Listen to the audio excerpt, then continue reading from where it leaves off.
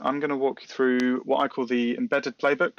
So going from the inception of an idea all the way through to a finished project or even a finished product. So number one, you've almost certainly heard of this.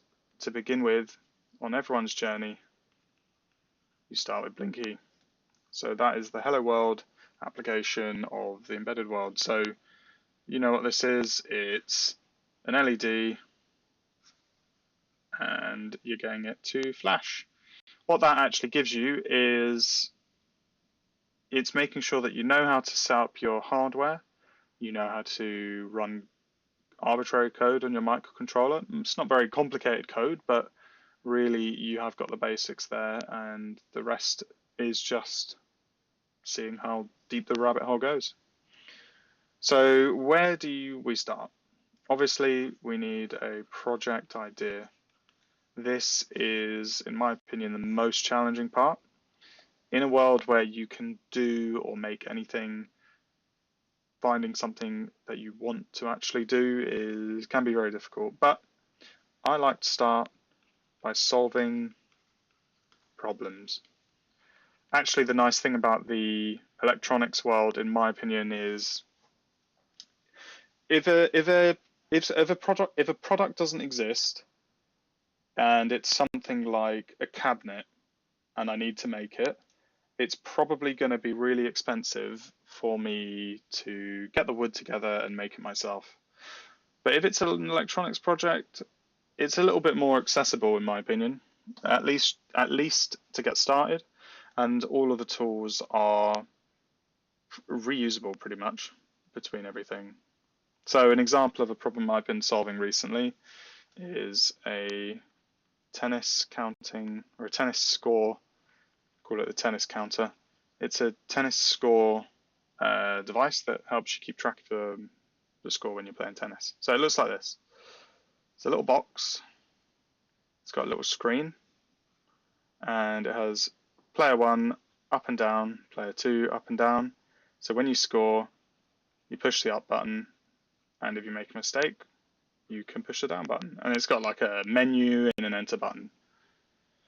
Really simple as far as devices go. If you saw this in a shop, you wouldn't think much of it, but there's a lot going on actually. And this is the beauty of embedded projects and why I enjoy it is that intersection of the hardware, the real physical world, and the software world. So you've got a project idea. Well, we need to prototype it, and that looks 9 times out of 10 looks like a breadboard, or maybe protoboard. So that's the stuff that you solder, or perfboard, where it's got different names. So that is, it could be something like Arduino is I think the form factor is very good for just plugging into breadboards. You've also got, for various sensors, the hobby world is really good for this. You can get breakout boards that slot into breadboards, and of course dev kits or various things. So for example, originally I was doing an e-ink display in the tennis counter. Well, the manufacturer very kindly sold a dev kit, and that I was interfacing with the breadboard, which had all my buttons and everything on. So I was able to get things running, making sure basically I had a proof of concept of the hardware before I even bothered to start drawing up schematics, bringing us to the next point, which is once you've got something working, we should make a PCB. We should make it more permanent, a little bit more, neat, professional looking, more legit. I just like that. I really enjoy the process of making PCBs, of designing and getting them manufactured. So when we're doing that, especially in the sort of the hobbyist area where 90% of you will be working in, it will be kind of plug and play almost. Your discrete electronic components, we just have to wire them up basically. And so that can look like modules.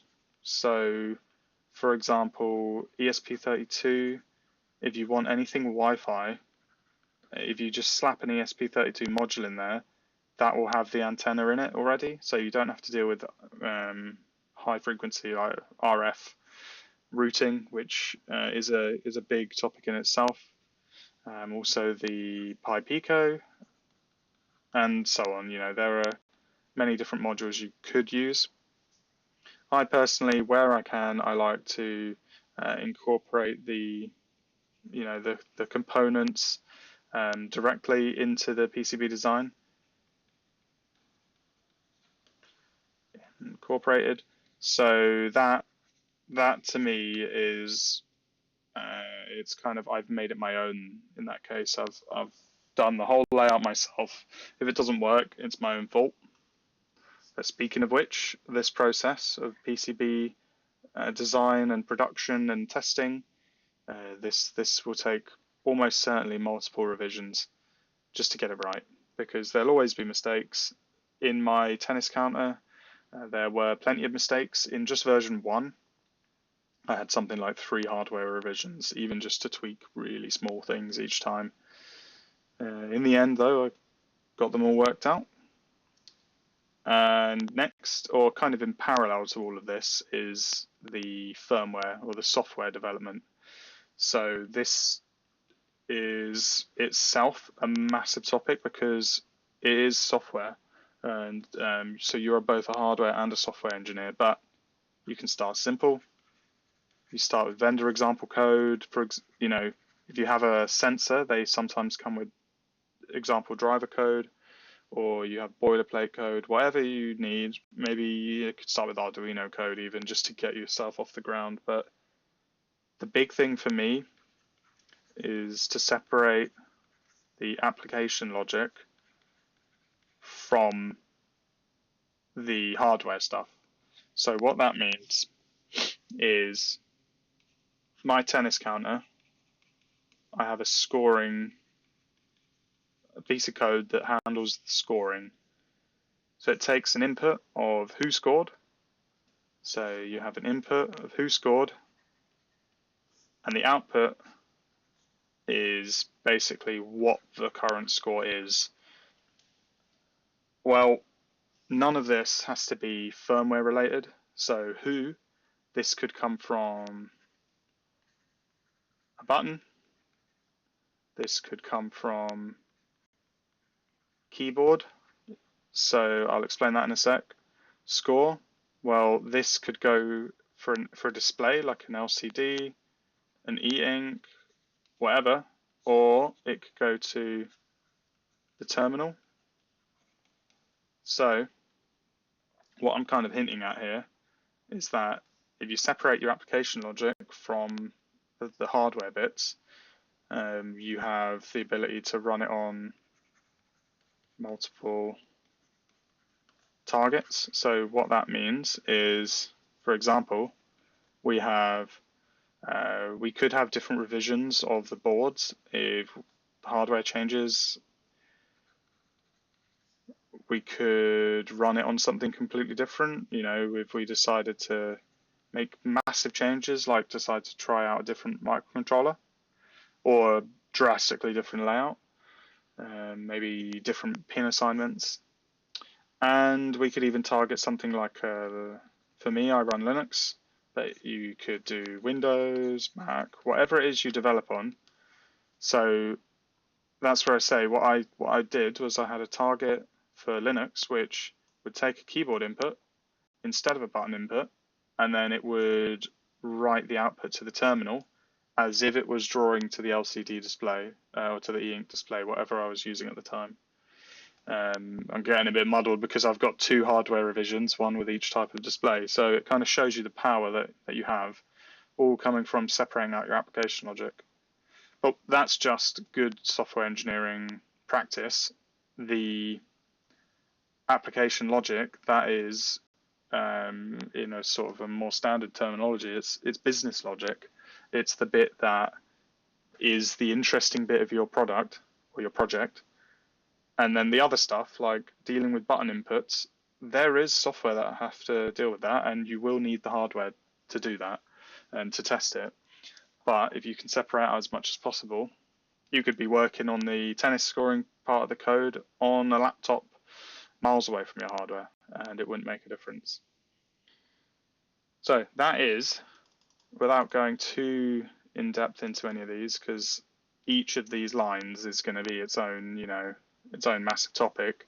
That is an overview of you've been able to do Blinky. Good. Let's get a project idea, solve a problem, and step by step, breadboard, PCB, firmware in parallel to all of that.